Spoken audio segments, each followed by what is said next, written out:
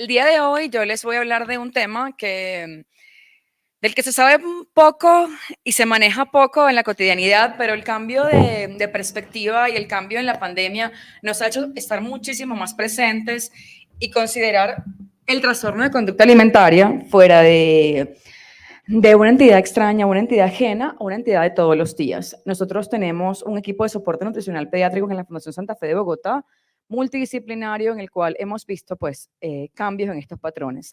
Tomando en cuenta esto, el objetivo de nuestra conferencia va a estar basada en que no tengo ningún conflicto de interés inicialmente. Y vamos a pasar por la epidemiología de los trastornos de conducta alimentaria, conceptos claves, tomando en cuenta que los trastornos de conducta alimentaria tienen como base diagnóstica los criterios de DSM-5 desde el punto de vista de psiquiatría, entonces, sin querer tener ningún carácter de intrusismo en el apartado de psiquiatras, pues sí, vamos a traerlos a colación.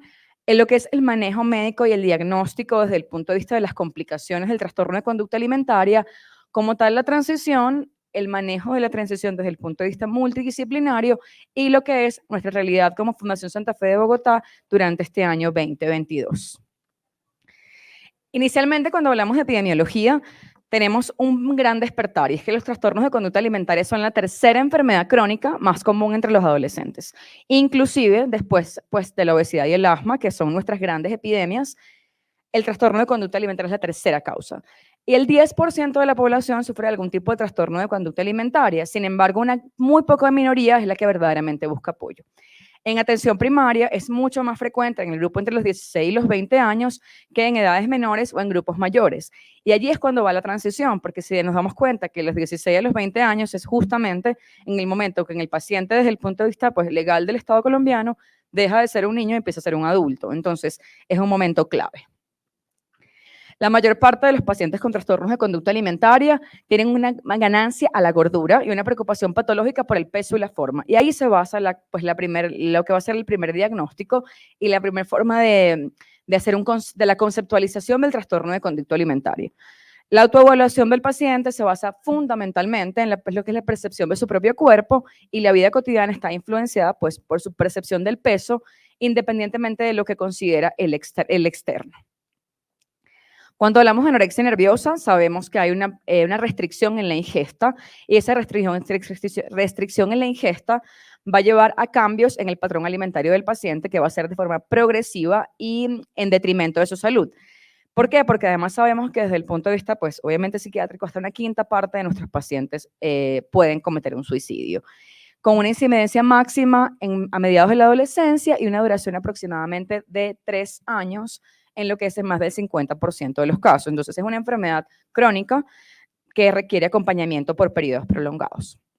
De acuerdo al DSM-5, estos son los criterios diagnósticos para que estén presentes, tomando en cuenta que hay restricción de la ingesta en relación a los requisitos, es decir, un paciente que consume menos de lo que está indicado para su edad, con deterioro antropométrico. Es decir, cuando hablamos en pediatría decimos que menos de 2 desviaciones estándar para peso para la edad y el índice de masa corporal para la edad, tenemos un diagnóstico nutricional. Recordemos que desde el punto de vista de lo que es una guía para diagnóstico, está lo que se estaría como en signos de delgadez, sin embargo es un estado de desnutrición. Además hay alteración de la imagen corporal, de cómo se perciben. Recordemos que hay una dismorfia asociada al trastorno de conducta alimentaria de la anorexia nerviosa, un miedo intenso a aumentar de peso, y hay subtipos dentro de la anorexia, como el tipo, de acuerdo a la restricción, atracones o purgas. Cuanto más joven y más rápido es la pérdida de peso, mayor es la tasa de complicaciones médicas. Entonces, estamos viendo un grupo de pacientes que están llegando muy, muy depletados desde el punto de vista nutricional, con muchas complicaciones médicas asociadas. Cuando hablamos de bulimia, desde el punto de vista de criterios diagnósticos de DSM-5, episodios recurrentes de atracones con conductas compensatorias inadecuadas, una frecuencia de atracones que es por lo menos una vez a la semana por lo menos 3 meses, una confianza que va dependiente de cómo se ven y cómo es el peso y la forma, y estos síntomas no van con recurrentes con la anorexia. Hay un trastorno de atracón y pérdida del control de la alimentación, en el cual es un episodio recurrente de atracón, con una frecuencia igualmente de al menos una vez a la semana, por lo menos durante 3 meses. Comen muy, muy, muy rápido, y después hay un sentimiento de culpa asociado que lleva a la conducta compensatoria de llegar a vomitar, ¿ok? Hay trastornos que son inespecificados, que no cumplen los anteriores, sin embargo, están dentro de los trastornos de conducta alimentaria.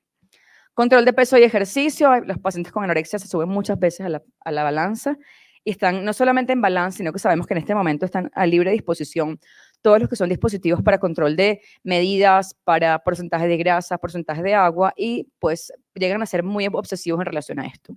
La búsqueda de la delgadez aumenta con el aumento de la pérdida del peso. Es decir, mientras más delgado está el paciente, más busca perder peso. El 30 al 80% de las personas con anorexia nerviosa pueden ser caracterizadas como hiperactivas. Y muchos de ellos practican deportes, pues no de una forma saludable, no de una forma adecuada, sino de una forma compensatoria. Entonces, es pacientes que pasan 4 o 5 horas inclusive en una caminadora, mientras tienen una ingesta deteriorada que afecta obviamente su estilo de vida y su calidad de vida. Hiperactividad física y anorexia nerviosa. La hiperactividad se asocia con psicopatología más grave. Índice de masa corporal disminuido, mayor insatisfacción, no me gusta cómo me veo en el cuerpo, en el espejo, peor respuesta al tratamiento y un curso muchísimo más crónico. La imagen corporal está definida como la imagen que tenemos en nuestra mente del tamaño de la forma y las características de nuestros cuerpos. En el paciente con el trastorno de conducta alimentaria, esta imagen está francamente alterada y ese es el problema que tenemos fundamentalmente, que tenemos una imagen en la cual pues podemos ver que la persona está francamente delgada, sin embargo su percepción ante el espejo es que tiene una figura completamente distinta. Cuando hablamos de las alteraciones médicas y por qué nosotros como gastroenterólogos pediatras tenemos intervención en este tipo de patologías, es porque hay afección desde el punto de vista pues, metabólico y físico. En el paciente anoréxico tenemos piel seca, lanugo, acrocianosis, alopecia, obviamente una tendencia a la hipotermia, deshidratación, retraso del crecimiento y un desarrollo puberal desde el punto de vista objetivo. Cuando hablamos de la bulimia, sabemos que la erosión del esmalte dental está asociada a los múltiples episodios eméticos autoinducidos, hay agrandamiento de las glándulas paratiroideas y salivales, cicatrices en la piel en el dorso de las manos por inducir el reflejo nauseoso y deshidratación.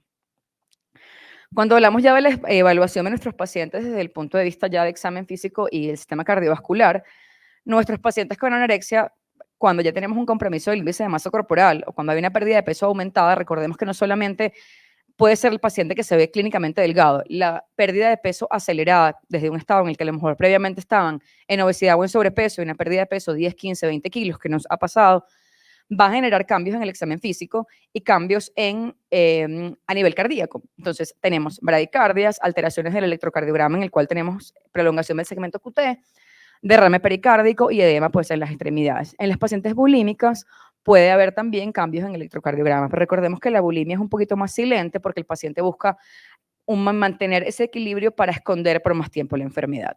Es más insidioso el curso de la bulimia de forma regular. Desde el punto de vista gastrointestinal, en ambos pacientes vamos a tener gastroparesia, podemos tener gastroparesia, inclusive estreñimiento. Recordemos que hay un cambio en lo que es la fisiología digestiva dada por un enlentecimiento de toda la vía digestiva para disminuir las pérdidas y aumentar las superficies absortivas. Entonces, nuestros pacientes tienen estreñimiento, pueden tener inclusive episodios de pancreatitis, trombocitopenia e inclusive anemia. Desde el punto de vista de laboratorios y paraclínicos, independientemente de pues, los riesgos asociados a un síndrome de realimentación en el proceso posterior de ingreso, en el momento de ingreso del paciente pueden haber alteraciones de potasio, fósforo, magnesio, calcio, cloro, ¿okay? Inclusive hipoglicemias, hepatitis asociadas a las pérdidas de peso, o sea, hepatitis agudas con elevación obviamente desde las transaminasas, hipercolesterolemia por la pérdida de peso exacerbada. Y desde el punto de vista de la bulimia puede también haber alcalosis metabólica cuando hay purga severa. Nuestra evaluación médica se basa fundamentalmente en la evaluación física, exámenes de laboratorio, que es un hemograma, todos los electrolitos, triglicéridos y colesterol con función hepática completa, electrocardiograma de entrada para saber la severidad y si hay posibilidad de compromiso cardíaco con nuestro paciente.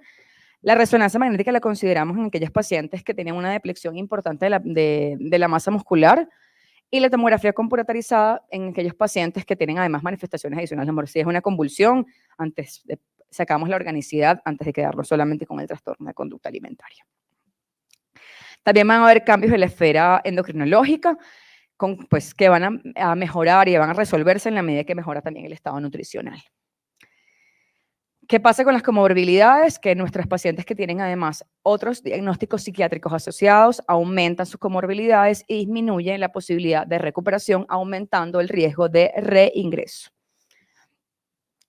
¿Qué pasa con la transición? Entonces, la transición está definida como aquel proceso en el cual, de forma intencional y planificada, aborda las necesidades médicas, psicosociales, educativas y vocacionales de adolescentes y adultos jóvenes con afecciones médicas y físicas crónicas a medida que pasa del sistema de salud centrado en el niño al sistema de atención centrado en el adulto. Entonces, esta es la definición de transición en general para todos los grupos de transición, pero sabiendo que nuestra incidencia de trastornos de conducta alimentaria en la edad pediátrica toca muy cercanamente esta edad adulta, la transición se vuelve fundamental. ¿Qué pasa? Que hay muchísima ambivalencia en relación a la percepción de la enfermedad de parte de nuestro paciente. Entonces, luchar con esa motivación hace aún mucho más difícil la transición del trastorno de conducta alimentaria. Y ese es el gran problema, porque tenemos a un niño enfermo que está motivado por sus padres a ir a la recuperación, pero no necesariamente la motivación viene de él. Y eso limita muchísimo el proceso de transición. Este autor, que es Auselus, que lo publicó en el año 2008 en el Royal College of Psychiatrics, dijo que 27% de los pacientes remitidos a un servicio de salud mental de adultos tienen un antecedente de haber estado en este servicio de salud mental de niños o adolescentes. ¿Cuáles entonces son nuestras dificultades y qué hemos encontrado y además qué sabemos en relación a lo que es lo difícil de transicionar de la edad pediátrica a la edad adulta? La edad y la geografía contribuyen muchísimo, como tenemos una edad de transición en la cual estos niños se han perdido de parte de lo que es su crecimiento normal, porque han estado hospitalizados, porque tienen una ingesta insuficiente, porque hay deterioro de las capacidades cognitivas, no han vivido necesariamente los ciclos de sus edades. Y al no vivir los ciclos de su edad están como atrasados, por decirlo de alguna manera, en adquirir habilidades psicosociales o habilidades de autonomía que los permitan independizar y poder acudir directamente ellos al médico. Hay falla de comunicaciones entre los servicios. Esa es una de las dificultades que tenemos que avanzar. Afortunadamente, yo me siento muy privilegiada de contar con un servicio de gastroenterología en el que nos vemos todos los días y que si tenemos que transicionar a un paciente, eso lo vamos a hablar, lo podemos hablar en la cotidianidad, pero eso no pasa en todas las instituciones y no pasa en todos los aspectos. Por lo tanto, esto es algo de lo que tenemos, una barrera con la que tenemos que luchar. A veces hay mala planificación de la atención y descuido de las necesidades de los cuidadores. Recordemos que pasamos de una atención centrada en la familia a estar centrado directamente en el adulto. Entonces, nuestra estructura de atención como pediatras está centrada en el núcleo familiar, en el niño claramente, pero incluyendo al núcleo. Cuando pasamos al adulto, esas cosas modifican un poco. ¿Esto qué pasa? Que aumenta muchísimo la ansiedad y el sufrimiento del paciente que dice, oye, ¿cómo hago yo? Ahora estoy en un limbo, ¿hacia dónde me dirijo? Y esto que hace es reducir la productividad de tiempo de inserción valiosa dentro de la sociedad. ¿Hay diferentes perspectivas en el tratamiento? Sí. Una cosa es lo que yo como padre quisiera hacer para mi hijo, y cuando mi hijo cumple 18 años ya no lo puedo hacer porque no lo puedo obligar a ir a la consulta. Y el paciente que dice, ya tengo 18 años, yo tengo que aspersonarme y ser yo quien vaya al médico. Y esas dificultades de centrado en el adulto y centrado en familia genera algún problema en la transición. La intervención de los cuidadores, recordemos que en pediatría tenemos un modelo que es maternalista-paternalista, que hace que le entreguemos indicaciones a los cuidadores. Y llegan a la consulta ya con gastroenterólogos adultos, con nutricionistas adultos, y no saben a veces ni siquiera qué medicamentos están tomando. La responsabilidad del paciente de la autonomía de decir, yo soy quien va a encargarme de esto, yo soy la persona encargada de este punto. La desconfianza entre servicios tratantes, que pasa también cuando estamos hablando de un hospital infantil, que solamente es un hospital infantil, ¿a quién lo vamos a referir? ¿Dónde se va a referir? ¿Esto queda dentro de la ciudad? ¿Queda fuera de la ciudad? ¿Cómo se va a trasladar este paciente? Y lo que son las competencias, la seguridad del tratante y la transferencia de la información, que queda dentro del mismo ámbulo, porque decimos, si nosotros somos una unidad de dificultades alimentarias y trastornos de conducta alimentaria, ¿a quién consideramos que tiene las mismas competencias para poder llevar a cabo una transición de forma exitosa? Y adicional a eso, tenemos las transiciones en la vida de las personas con trastornos de conducta alimentaria. Entonces, pasamos de atención primaria a secundaria. Pasamos de estar del hospital a estar de forma ambulatoria. Hay razones geográficas, el paciente es de la ciudad, no es de la ciudad, ¿cómo lo vamos a mover de ese lugar? ¿Se va a mudar a otra ciudad? ¿Va a estudiar en otra ciudad? ¿Va a estudiar en otro país? Hay un punto de la detención legal que es el obligar al paciente, pues en el pediatría tenemos un recurso de protección a los niños que el estado clínico en el que se encuentran, independientemente del deseo personal del niño, nos va a permitir su ingreso. Eso desaparece en el adulto. En algún momento dices, pues si ya no se quiere hospitalizar, si no quiere acudir a la consulta, ya es su responsabilidad. Y eso cambia claramente. Y el entrar en la entrada y salida de estos servicios, pues claramente genera ansiedad y preocupación en todos nuestros pacientes con trastornos de conducta alimentaria. ¿Qué decía entonces también esta misma guía que fue revisada este año en relación a trastornos de la conducta alimentaria y una guía a lo que era el manejo de la transición? Decía, hay dificultades de trasladar a los pacientes desde un servicio de salud mental de pediatría a un servicio de salud mental de adultos. Este fue un estudio realizado en Canadá en la percepción de los profesionales de salud en relación a la transición de los pacientes con trastornos de conducta alimentaria. Y es un estudio de salud mental y decía, además tienen que pasar de servicios especializados a servicios no especializados, porque no todos los hospitales cuentan con unidades de trastornos de conducta alimentaria adultos y trastornos de conducta alimentaria pediátricos. Además tienen que pasar de un sector de salud independiente a un sector de salud privado y pues todo esto genera más dificultades. Hay un punto en relación a lo que es el factor relacionado con la enfermedad, la negación y la ambivalencia. Aquí les voy a traer estas dos frases que me parecieron súper importantes en relación al mismo estudio que les estoy hablando de transición y manejo de la transición, que dice, cuando tenga 18 años y estoy fuera de aquí, no necesito ningún cuidado porque no hay nada malo en mí y esta es una elección de estilo de vida. Esto es algo que a mí como pediatra me parte el corazón, porque teníamos un trabajo hecho en vano, porque este paciente no ha tenido la introspección y entender que la enfermedad forma parte de su vida y que tiene que tomar decisiones que permitan su curación. Pero la realidad es que esto es lo que pasa, ¿ok? Y dice, es como si un 95% de motivación es por parte de los padres y un 5% de motivación es por parte de los niños. Así que por lo general la mayoría harán un aumento de peso y comerán para salir del tratamiento.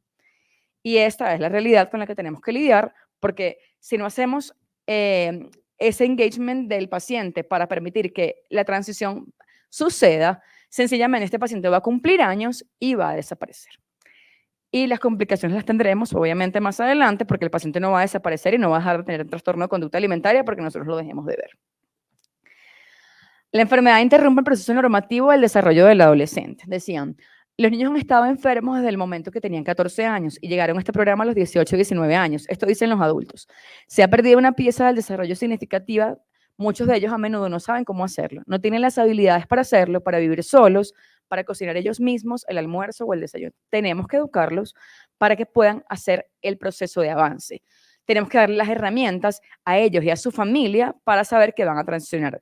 Colombia es un país en el cual los adolescentes normalmente, no todos, se van a vivir fuera de su casa al cumplir 18 años al graduarse del colegio, pero esto es una realidad cada vez más cercana. Entonces, tenemos que darles las herramientas y decirles, pues, parte de nuestro tratamiento es que tú te empoderes de lo que estás haciendo y seas responsable de tus decisiones alimentarias. Además de eso, hay cambios en la participación de los padres durante el proceso de transición. Dice, tenemos un poco más de contacto con las familias cuando están fuera del sistema pediátrico. Las familias están ansiosas, tienen muchas preguntas porque saben que el sistema es un poco diferente. Llamarán con frecuencia, están muy preocupados por su hijo y quieren involucrarse en el cuidado. Y por supuesto, debido a que están en un sistema para adultos, no podemos darles mucha información. De hecho, realmente no podemos decir nada sin el consentimiento del niño. Entonces, qué duro que de pasar a recibir toda la información y estar tú involucrado al 100% en un proceso de recuperación de tu hijo, no llegas a saber nada porque él decidió que no quería compartir nada con sus padres. Y es una decisión totalmente válida. Entonces tenemos que decirles, esto va a pasar de esta manera para poder hacer el acompañamiento. Me pasan este montón de cosas en la adolescencia. Hay cambios en la escuela, dejamos el hogar familiar, se vuelve un estudiante universitario, empieza el trabajo, hay pérdidas de empleo, hay transiciones familiares, ocurren menarquias, embarazos, enfermedades físicas y nos cambiamos en el sistema de salud. Entonces no solamente estamos cambiando el sistema de salud, estamos cambiando la vida de nuestro paciente porque su vida está cambiando, porque está creciendo y así tiene que ser y tenemos que educarlos para que esa transición sea efectiva. ¿Qué dice la Sociedad Americana de Medicina del Adolescente? Es que tenemos que hacer la planificación de los servicios transitorios. ¿Cómo?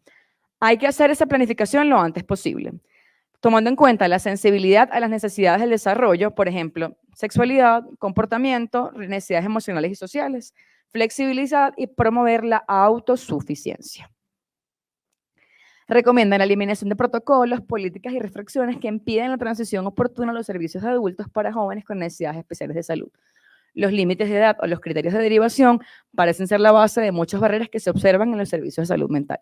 Y eso lo evidenciamos, porque entonces el servicio de salud no le autoriza más cita con el pediatra porque tiene 18 años, pero entonces mientras consigue la cita con el médico de adultos pasa año y medio nadie lo vio.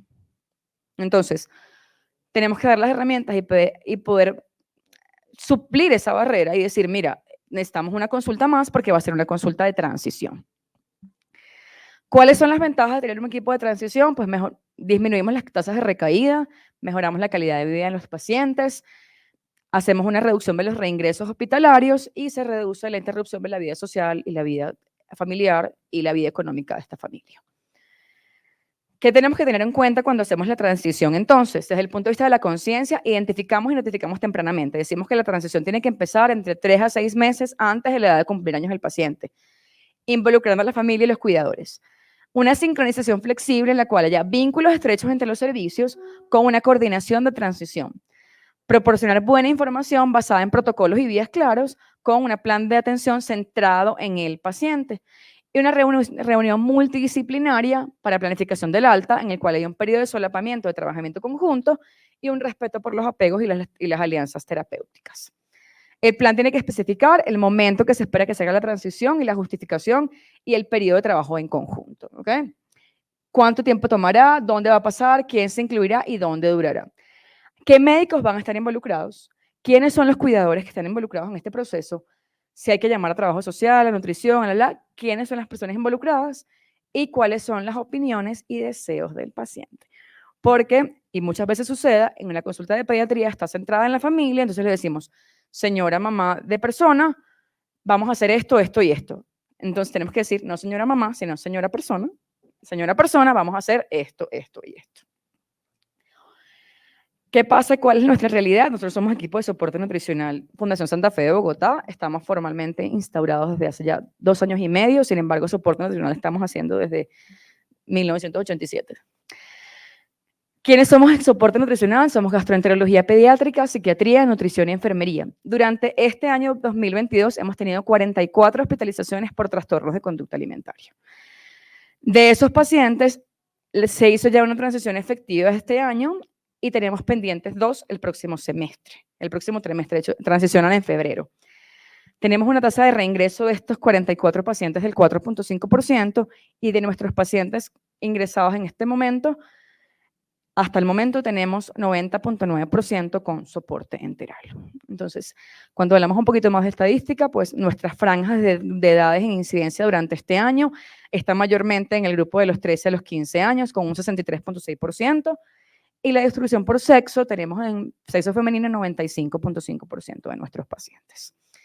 Entonces, para concluir y recordar, la comunicación entre el equipo de salud y la familia y el paciente es clave en el manejo de la transición de trastorno de conducta alimentaria. Debemos informar a nuestro paciente pediátrico acerca de sus responsabilidades, porque esto favorece la transición. De ahora en adelante tu trabajo va a ser este y esto, vas a tener estas responsabilidades, debe hacerlo de esta manera y pedirle, pues, preguntarle cómo se siente en relación a la transición. La empatía por parte del equipo receptor permite la adaptación del paciente y su nuevo rol al favorecer la adherencia al tratamiento. Entonces, eso es todo lo que yo les quería contar el día de hoy. Les agradezco su tiempo y su dedicación. Gracias.